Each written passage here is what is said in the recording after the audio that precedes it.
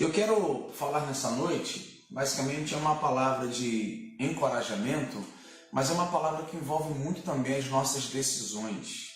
Eu tenho uma mensagem de Deus, assim, uma mensagem que o Senhor tem colocado muito no meu coração, desde quando eu já estava amadurecendo e comendo essa palavra espiritualmente falando.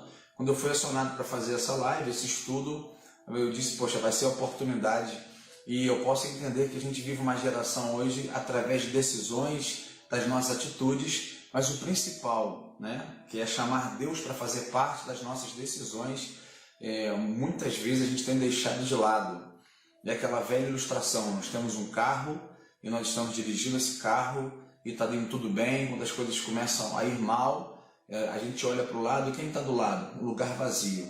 Mas de repente você para o carro, você vem, deixa Jesus entrar e você não sai da direção. Você continua ainda na direção, você dirigindo seu próprio carro, mas Jesus no carona.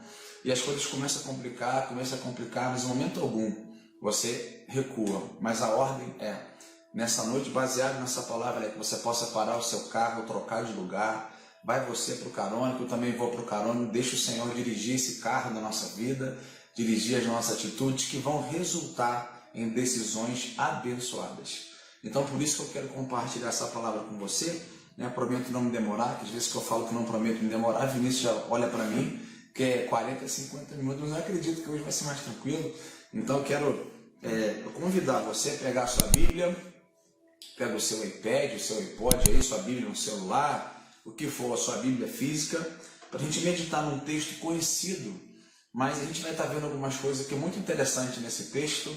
E lembrando, o objetivo desse estudo é chamar Deus para as nossas decisões. Isso é muito importante, eu quero que você aprenda juntamente comigo nessa noite. Então, abra a tua Bíblia comigo em Josué, capítulo de número 24, versos de número 15. Josué, capítulo de número 24, versos de número 15. Josué, logo depois do Pentateuco, aí, dos cinco primeiros livros da Bíblia, Gênesis, Êxodo, Levíticos, Números, Deuteronômio, Josué, e você vai encontrar esse texto muito abençoador. Josué capítulo 24, versículo 15, a Bíblia diz assim: Porém, se vós parece mal servir ao Senhor, escolhei hoje a quem servais, se aos deuses a quem serviram vossos pais, que estão da além do Eufrates, ou que estavam da além do Eufrates, ou aos deuses dos amorreus em cuja terra habitais. E ele entra numa fase conhecida do texto, quando ele diz: eu e a minha casa serviremos ao Senhor. O que eu quero que você entenda nesse texto aqui, se você fosse fazer uma explicação bem rápida desse texto, de cara você vai ver, é uma decisão, é um período de escolha, Josué, a gente vai estar falando desse texto profundo aqui agora, mas literalmente Josué ele tem que passar por esse processo de escolha, e ele coloca isso para o seu povo, tá bom? Ele coloca essa decisão para o seu povo. Por quê? Porque para a gente tomar uma decisão, nós precisamos ter coragem. Para tomar uma decisão assim, que vai fazer diferença na nossa vida, nós precisamos de muita coragem para tomar essa decisão. Para aceitar a Cristo, precisamos de uma decisão. Para você trabalhar, para você estudar, para você casar, namorar, noivar, enfim, você precisa de uma decisão. E coragem para tomar essa decisão. Repara que no texto ele coloca aqui: a quem servais, se aos deuses a quem serviram vossos pais. Esses deuses aqui já está mesmo com letra minúscula.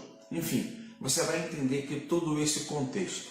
Eu quero dizer para você que a nossa geração, ela é acompanhada aí de várias decisões que podem até mesmo resultar em escolhas positivas ou escolhas também negativas, A gente observa isso nos nossos sonhos. E eu costumo dizer, você é fruto da sua escolha.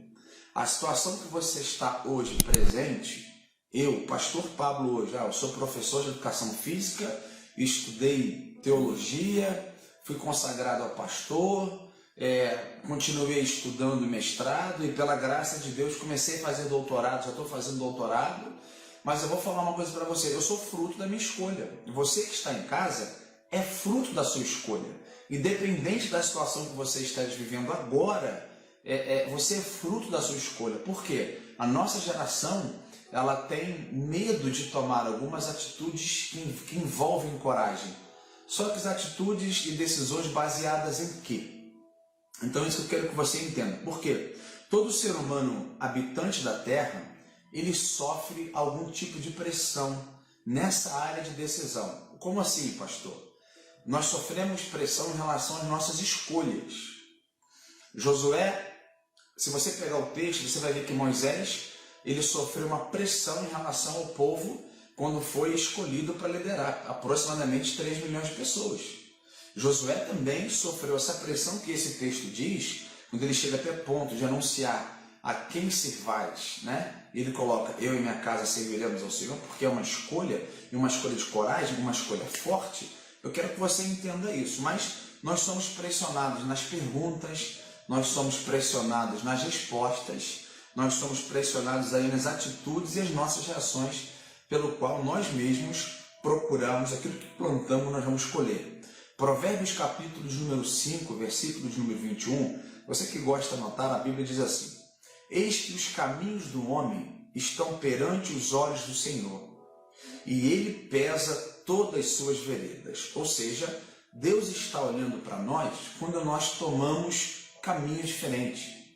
Deus olha para mim e para você quando os nossos caminhos, eles resultam através de uma escolha, se ela foi gerada em Deus ou se não foi gerada em Deus.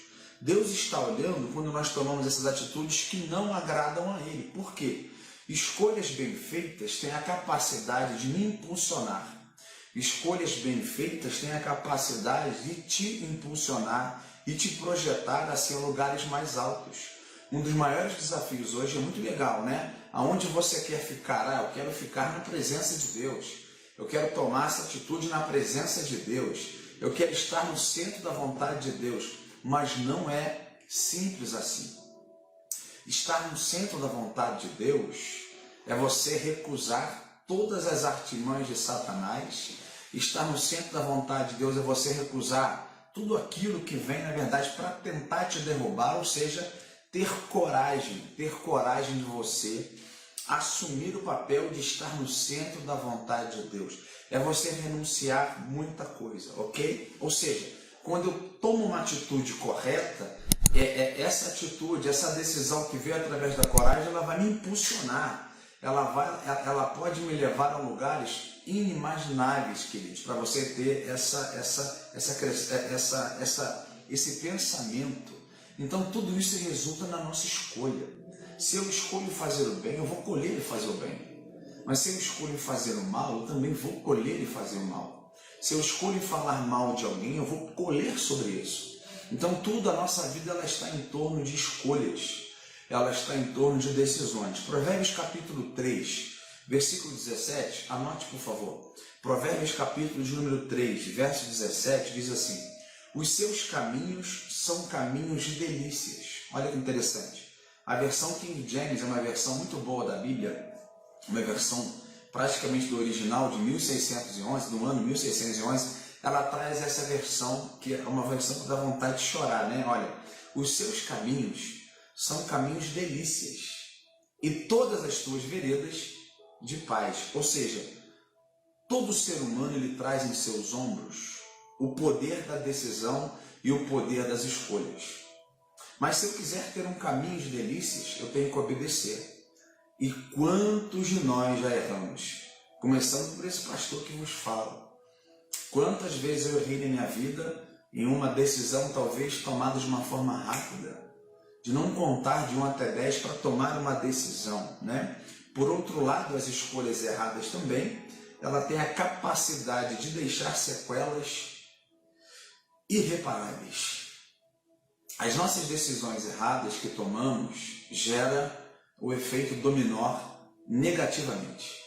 Esse efeito dominó ele vem sobre nós de uma forma talvez assim que envolva a sua coragem para decidir fazer o mal, porque existem pessoas que têm coragem para arquitetar o plano, para fazer coisas erradas.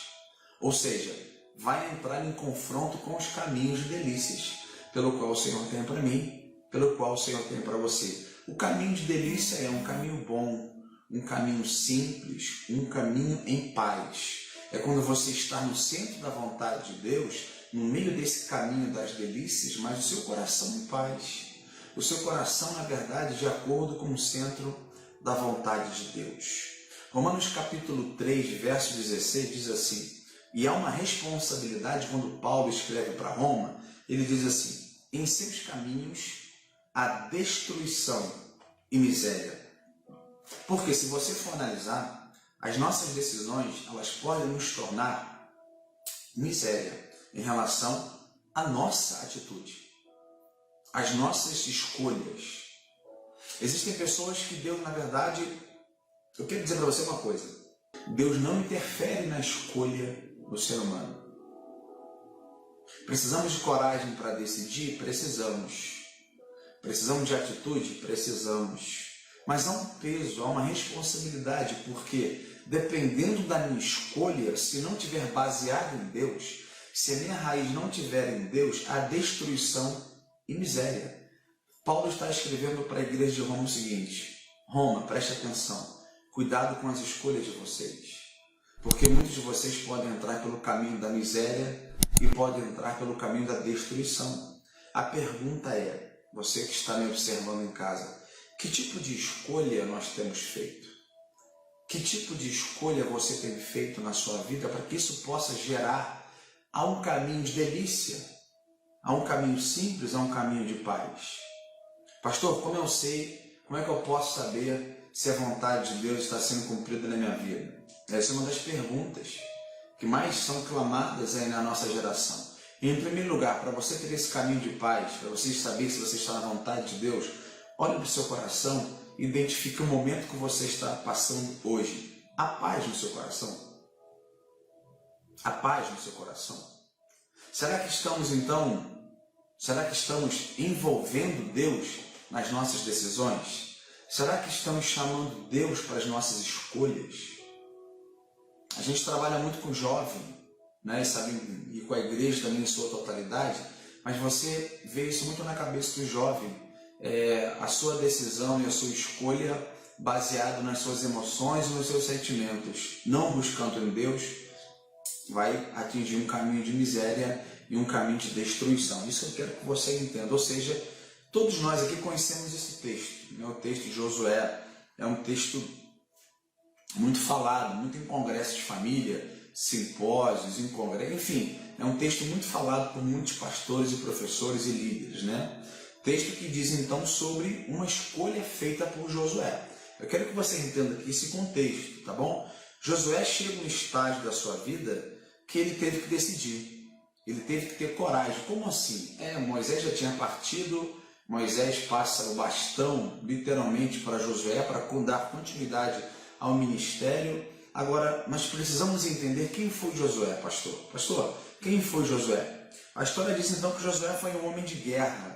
Josué foi o sucessor de Moisés. Se você praticamente pegar o livro de Josué, em outras palavras, de uma forma brincando e amassar a sua Bíblia, torcer, vai sair sangue, porque o tempo todo lutando por territórios, as tribos envolvidas em guerras, lutando contra os seus inimigos, enfim. Moisés deixa esse legado para Josué, e Josué então enfrenta esse povo. Josué então conquista a cidade de Jericó. Josué então organiza a divisão da terra de Canaã. Ele organiza em todo aquele território. Josué então faz parte dessa organização das 12 tribos, enfim. Josué então ele fica conhecido como um líder forte, como um líder corajoso e com muita fé em Deus, né? A Bíblia diz que Josué estava com o povo, mas nem todo o povo estava com Josué. Pastor, quantas pessoas tinham aproximadamente no deserto? Aproximadamente 3 milhões de pessoas. Diversos professores e teólogos relatam que eram 3 milhões de pessoas, mas de acordo com Flávio Joséfo, eu cito muito isso, que foi um dos sacerdotes da época, né? Eusébio de Cesareia, um dos pais, praticamente um grande historiador, um dos pais da igreja aí na área de história. Eles dizem que foram aproximadamente 2 milhões e 710 mil almas que estavam debaixo dessa autoridade de Josué. Porém, Josué então, Moisés já tinha partido, Josué fica com essa responsabilidade de estar com o povo.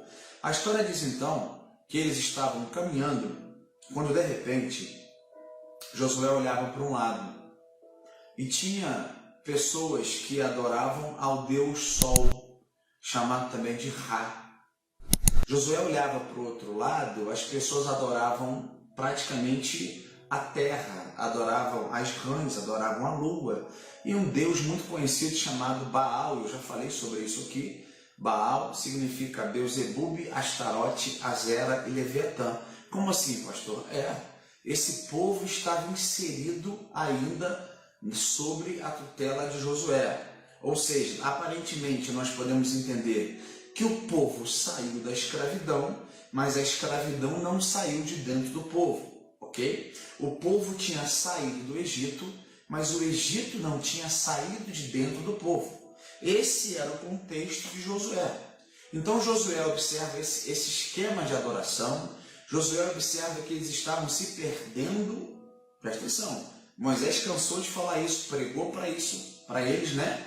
E você vai ver então que Josué ele assume o papel de pastor do povo, de conselheiro do povo. Só que automaticamente ele vê essa cena. Eles estavam se perdendo. E aí então Josué, a história de Israel diz que ele sobe tipo um cume do monte.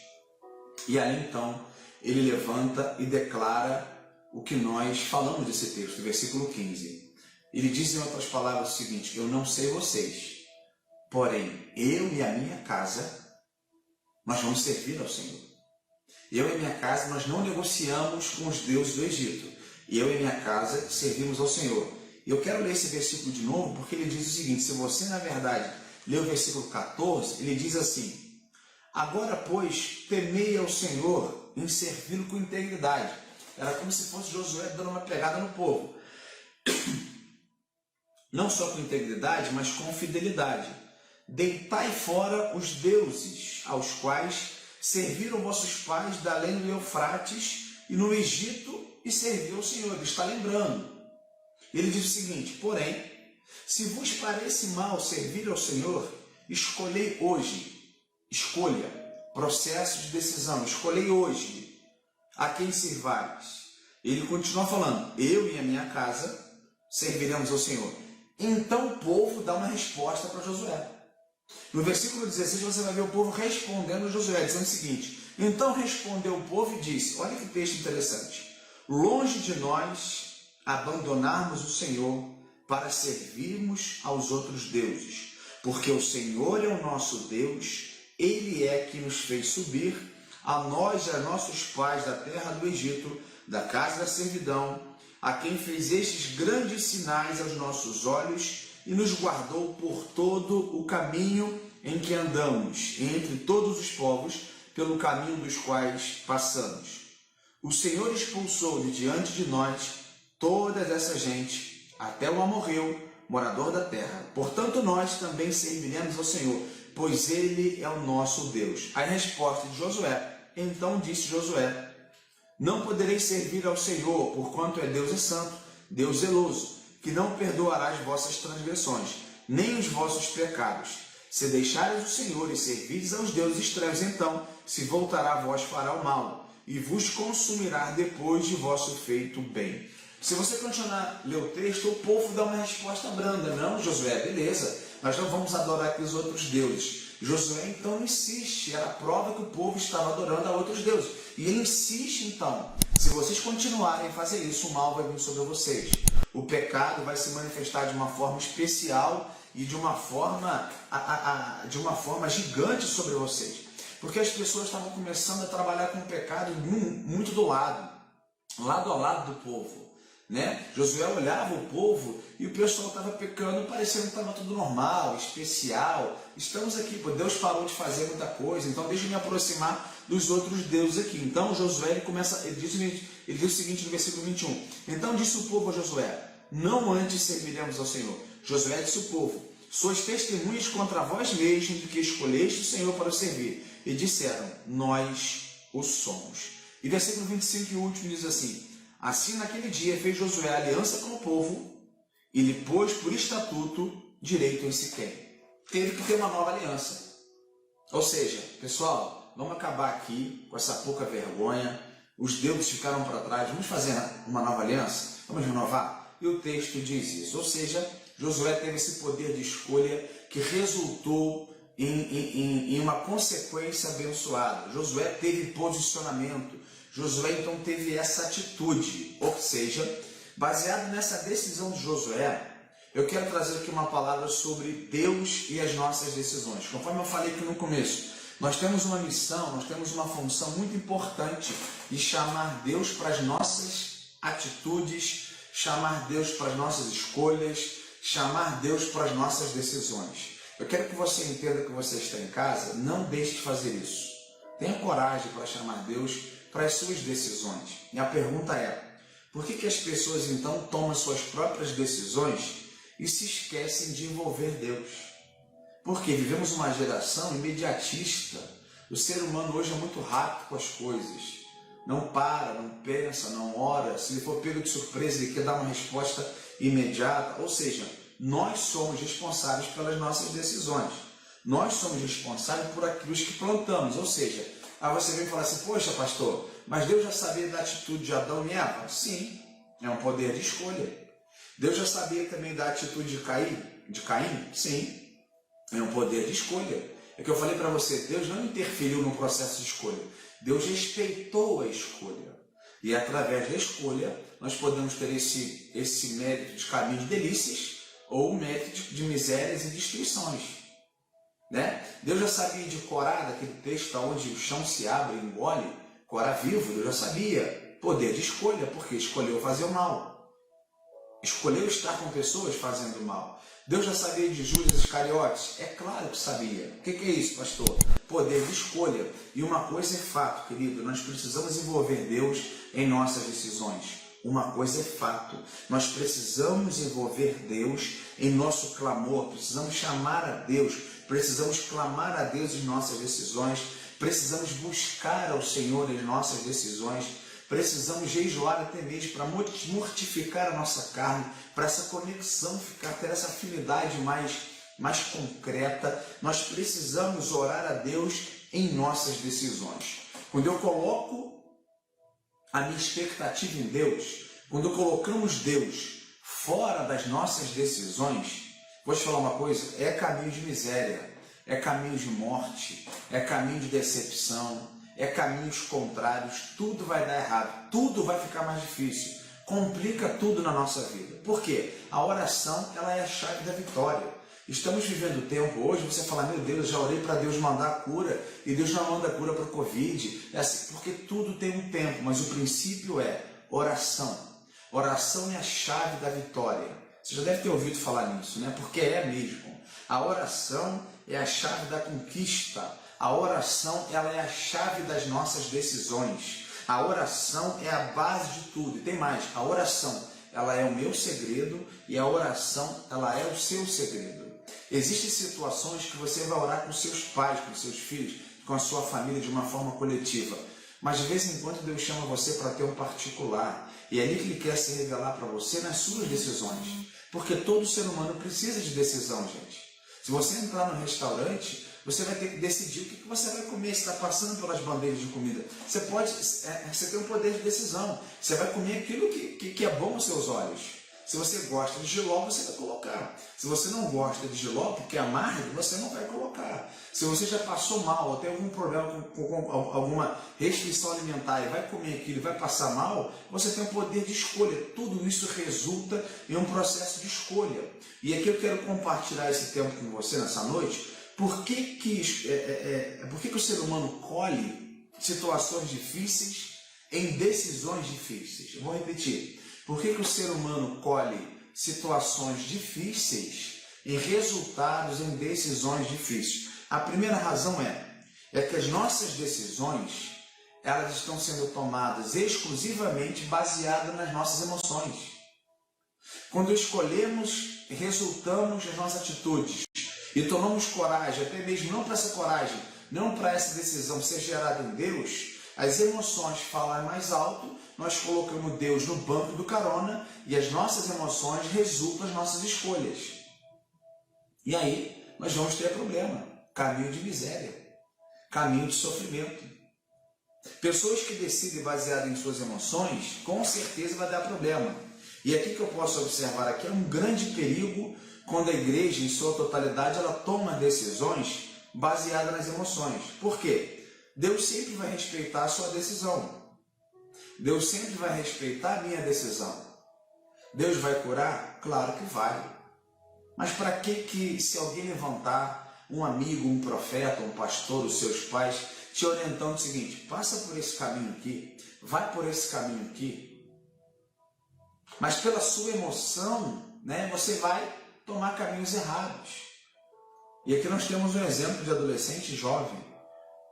O jovem namora, ele já tem uma afinidade, né, com um namorado ou namorada, de repente terminou o namoro e ele não consegue ver outra pessoa porque ele está cego, ela está cega, automaticamente começa a tomar decisões baseadas em suas emoções. Vai dar problema. Então eu quero que você veja que Deus ele respeita as nossas emoções, Deus respeita as nossas decisões, porém é um processo da escolha, né? Ou nós podemos servir, ou nós podemos então contribuir, ou nós podemos então estar no meio, ou podemos sair desse meio. Ou podemos estar nas rodas dos escarnecedores, como podemos sair da roda. Tudo é um processo de escolha.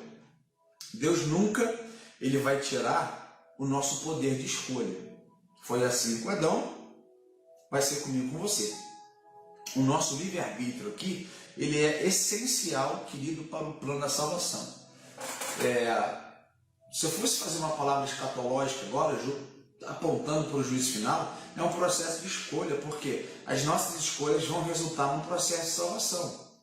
Cristo morreu por todos. O que acontece é a decisão do ser humano. E talvez você está em casa agora me olhando e não se decidiu, porque envolve coragem. A sua emoção diz para você não entrar, não decidir agora, porque você vai ter que recuar na sua vida. Você vai ter que deixar algumas coisas para trás e você não quer deixar essas coisas para trás. Por quê? Simplesmente há um remorso, não há um arrependimento, porque envolve emoção, porque envolve atitude, porque envolve escolha. A oração, ela vai nos nortear para isso tudo. Eu quero que você entenda, é isso aí, que Deus, na verdade, ele te permite ter esse livre-arbítrio linkado à sua oração, conectado à oração. Por quê? A oração vai determinar a tua conquista. A oração vai determinar a tua conquista. E essa aqui é uma palavra muito séria para todos nós. A oração, então, ela tem o poder de aliviar essa pressão, conforme eu falei. A oração, ela tem esse poder. Aí você vai me perguntar assim, poxa, pastor, Josué orava demais. Por quê? Ele via seu líder orando. Ele via Moisés entrando para a tenda da congregação e ele rasgando a sua veste. Ou melhor, as suas vestes. Josué via. Então ele passa a ter esse comportamento. Deus vai decidir se vai abrir a porta ou não através da oração e com a sua vontade soberana. A oração, ela vai aliviar as demandas positivas e ela vai aliviar as demandas negativas. Tudo está em torno da oração. É através da oração que Deus decide quem você vai se casar.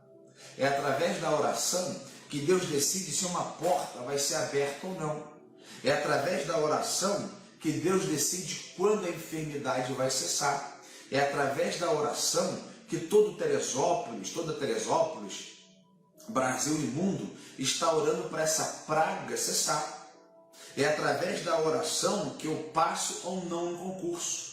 É através da oração se Deus vai me abençoar com bens materiais. Se um carro vai ser bênção na minha vida, se uma casa vai ser bênção na minha vida. Por quê? A oração, anote isso, a oração é a chave da administração enquanto a resposta não vem. Isso aqui é forte, uau! Preste atenção, a oração, ela é a chave da administração enquanto a resposta não vem. A oração é a chave da paciência enquanto a resposta não vem. A oração é a chave do processo que Deus usa para dizer, na verdade, quem Ele é na minha vida e quem Ele é na sua vida. Tudo requer oração. A oração é a chave de Deus também está no controle. Como assim, pastor? Josué capítulo 5, versículo 13, anote por favor, ele diz assim, Josué capítulo 5, versículo 3, diz assim: E sucedeu que, estando Josué ao pé de Jericó, levantou-se os seus olhos e olhou. E eis que se pôs em pé diante dele um homem, que tinha na mão uma espada nua, ou uma espada desembainhada. E chegou-se Josué a ele e disse-lhe: És tu dos nossos ou dos nossos inimigos? Se você analisar o texto, você vai ver que Josué, ele estava tendo um particular com o nosso Senhor. Josué estava no relacionamento. De repente, quando ele abre os olhos, ele vê aqui um anjo. Um próprio anjo. E imediatamente ele pergunta: És um dos nossos ou você é nosso inimigo? Mas o que me chama a atenção aqui é que ele teve esse processo de coragem para perguntar, porque o homem era diferente. E sabe o que eu aprendo com esse texto aqui? Tem coisas que não é sinal sobrenatural para te marcar. Tem coisas, na verdade, que Deus faz no espiritual, Deus faz no secreto, Deus faz no secreto para você tomar as suas atitudes, não baseado nas suas emoções. Tem coisas que Deus faz no secreto para Deus abençoar a sua vida no particular, essa atitude em Deus. Por quê?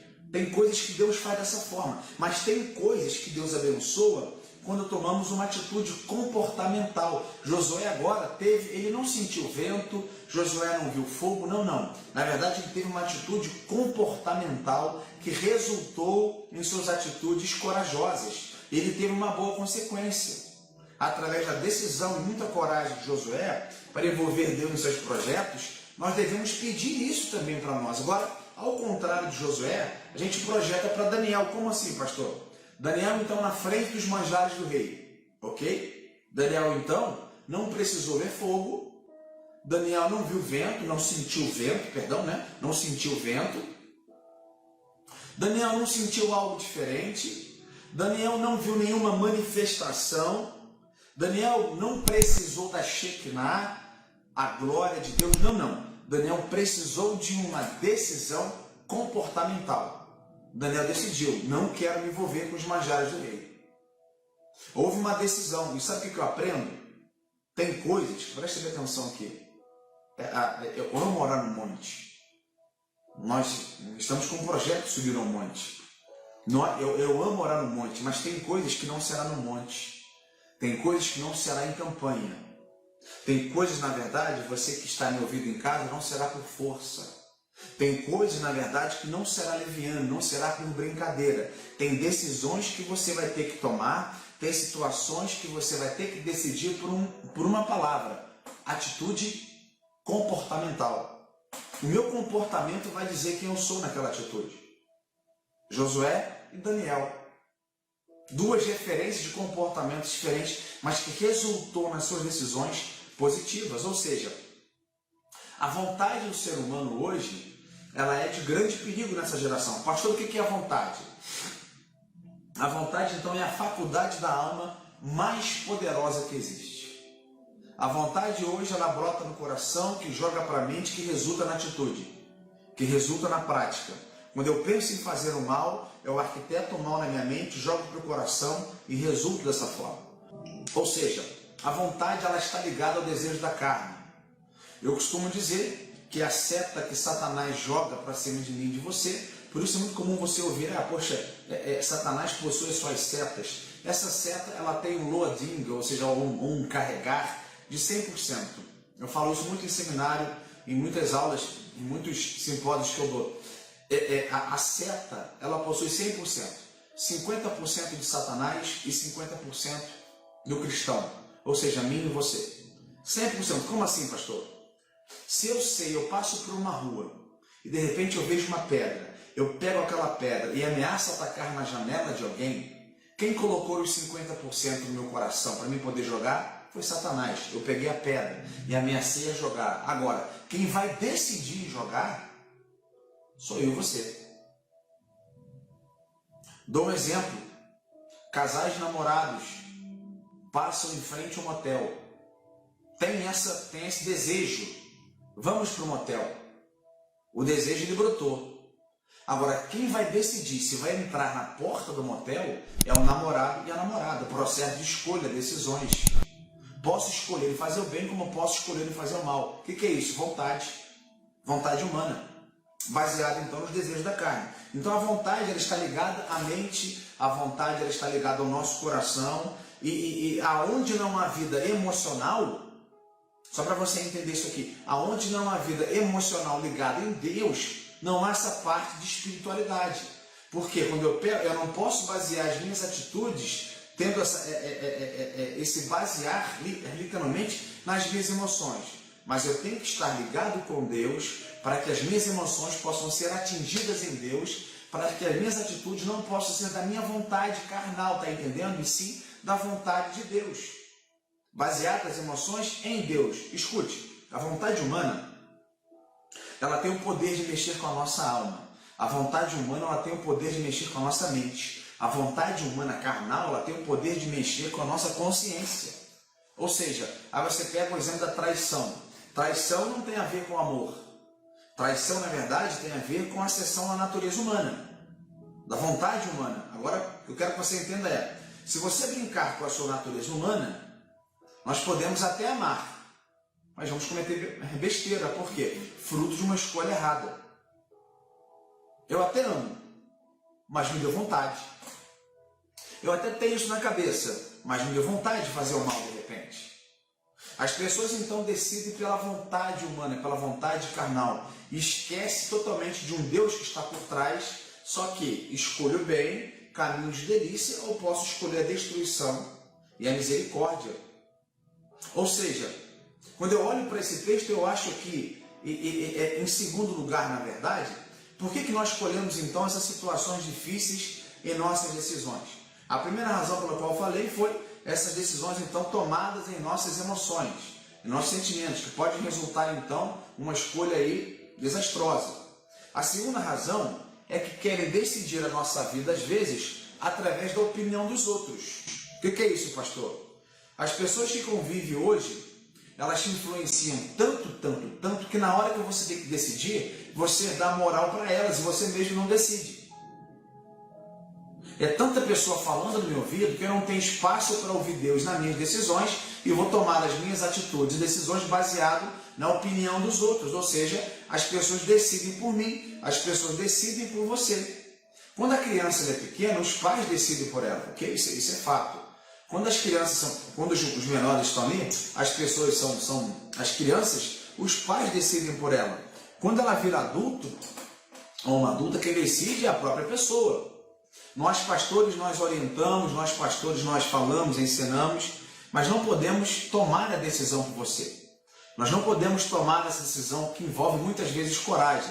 Certa vez, eu sou muito procurado, às vezes as pessoas me mandam mensagem, né? Ou marcam um café, as pessoas querem, pastor, o que você acha de tatuagem? Meu filho quer fazer tatuagem, eu posso fazer tatuagem? Eu falo, olha, eu não aconselho fazer tatuagem. A gente orienta, não faz pelo fato de, me dá uma margem bíblica. A Bíblia ela não é tão precisa, mas em relação a isso tem algumas pessoas que pegam o texto de Baal para falar de tatuagem, que lacera o seu corpo, e aquilo ali é um outro contexto, onde os demônios, os profetas de Baal entravam neles, eles começavam a se cortar. De vez em quando você vê um adolescente querendo fazer assim hoje, né? Decepcionado com a vida e querendo cortar o seu próprio corpo. Mas esse é o contexto. Mas eu falo para a pessoa o seguinte, olha, você é tomada pelo escândalo. E aí Paulo já pega a gente isso quando escreve em Corinto, né? Em Gálatas também. Então, você aconselha. Mas às vezes as pessoas, eles chegam em casa e o pai autoriza. É um processo de escolha. É uma situação que envolve coragem, ok? Exemplo, você fala assim, meu filho, não tome esse caminho que você vai se machucar. Quando ele começa a entender esse processo, vai cair mesmo. Eu tenho um casalzinho de gêmeos agora em casa com 2 anos e 8 meses, que você fala assim, Heitor, não faz. Ele quer fazer. Heitor, não sobe na cadeira que você vai cair. Ele vai subir na cadeira e acaba caindo. Então por quê? Ele não tem essa percepção ainda. Conforme nós vamos crescendo na fé, conforme você vai crescendo em sua maturidade, você vai entendendo que é importante esse processo de decisão, é importante esse processo que você tem para você entender que ninguém pode escolher por você. Você tem que tomar essa atitude como homem de Deus, como uma mulher de Deus e fazer esse processo de escolha. Ou seja, existem pessoas que decidem fazer escolhas erradas e vai fracassar, não tem jeito. Tem pessoas que escolhem namorar pessoas erradas, vai fracassar. Tem pessoas que não sabem separar o santo e o profano, vai dar ruim, vai dar problema. Escolhas erradas no namoro, escolhas erradas na escola, escolhas erradas na faculdade, no casamento. Aí tu fala assim, poxa, pastor, mas crente pode fracassar? Claro que pode, gente. Então a gente pode entender o seguinte, eu quero que você entenda que a gente aqui da Igreja Batista Central, assim como eu, como o pastor Jean e os demais pastores, nós não podemos pregar aqui um evangelho triunfalista, né? Sempre lá em cima, que o crente não vai passar por isso, que o cristão não vai passar por aquilo. Tudo está baseado em cima das nossas decisões. Se eu decidir fazer algo, eu posso ter um fracasso. Eu já tive fracasso em dezenas de partes da minha vida. Por quê? Resultado em fazer o mal, resultado em escolhas erradas. Aí que tá, é onde vem a graça de Deus e você começa então a crescer na fé, você começa a ter a maturidade cristã para que você possa então entender isso de uma forma mais concreta, ok? Agora, eu não conheço ninguém que para chegar no topo, para ser um homem de Deus cascudo e uma mulher de Deus cascuda, não passaram pelos processos negativos da vida. Porque eles são importantes para as nossas vidas. As pessoas não podem decidir por você. Ou tem pessoas que decidem e você vai colher. Mas quando você decide por você mesmo, em fazer o mal, há um aprendizado nisso. Por quê? A Bíblia diz, o que nós plantamos, nós vamos colher. Isso é fato, tá bom? Todo ser humano precisa ter uma experiência, todo ser humano precisa ser marcado por experiências positivas e negativas. Isso aí os maiores homens de Deus, um dos maiores líderes, tem as suas experiências marcadas, ok? Eu sou professor de educação física e eu estava lendo um artigo que o Bernardinho, que o Bernardinho agora colocou. Ele, na verdade, é técnico do Flamengo hoje de voleibol, mas teve um convite para a França, fazer um trabalho. E ele coloca, uma vez perguntaram para ele assim, qual é o seu maior sucesso, né? Ele diz assim, foi eu aprendendo com os meus erros, porque a gente aprende a não cometer mais. Então isso, baseado nas nossas escolhas, a vida de um homem ou de uma mulher de Deus, ele é marcado por escolhas. Ou seja, eu quero que você entenda, e eu estou terminando agora, eu quero que você entenda que para você tomar uma decisão em Deus, nós precisamos de coragem. Mas não tome essa decisão baseada nas suas emoções. E outra coisa, se você é adolescente, você precisa da ajuda dos seus pais sim para tomar a decisão. Mas vai ter hora que você vai ter que decidir em fazer o bem. Se você é jovem, é a mesma coisa. Se você é pai, sacerdote, pastor, diácono, enfim, nós precisamos ser regidos por essa decisão tomada em Deus, não baseada em nossos sentimentos carnais, não por vontade carnal. Agora, precisamos sim chamar Deus para as nossas decisões. Chegou um tempo de nós trocarmos agora a direção. Deixe Deus dirigir o seu carro, a gente possa passar por carona, ou até mesmo podemos passar para trás do carro e deixar Deus conduzir na nossa vida. A pergunta que eu tenho para te dizer é, aonde você precisa tomar uma decisão? Ah, pastor, eu preciso de coragem nessa área. Então peça a Deus. Peça a Deus que Ele vai te honrar. Pastor, eu preciso tomar uma decisão no meu namoro, na minha família, no meu casamento. Mas não tome essa decisão baseada nas suas emoções. Não tome essa decisão baseada em sentimentos, até mesmo em sentimentos carnais. Deus quer te abençoar. Deus quer te abençoar nessa área da decisão de santidade, também isso é todos nós, porque ela é um processo. Então eu quero que você guarde essa palavra no seu coração. E aqui eu encerro. Chame Deus para a sua decisão. Chame Deus para a sua casa, Pai, para tomar a decisão que precisa ser tomada. Lembre-se que a decisão, ela faz parte do processo de salvação. E talvez você que esteja me assistindo agora, está buscando coragem para aceitar a Cristo como Senhor e Salvador. Esse é o momento para você fazer isso. Tá ok? Esse é o momento para você fazer isso. Então que Deus possa estar te abençoando e que você possa tomar as suas decisões agora baseadas em Cristo. Que se está demorando, espera. Espera porque Deus vai te honrar. Não deixe que as pessoas possam escolher por você. E que eu gostaria que você fechasse seus olhos e nós vamos orar para encerrar. Mas pense nisso. Chame Deus para as suas decisões.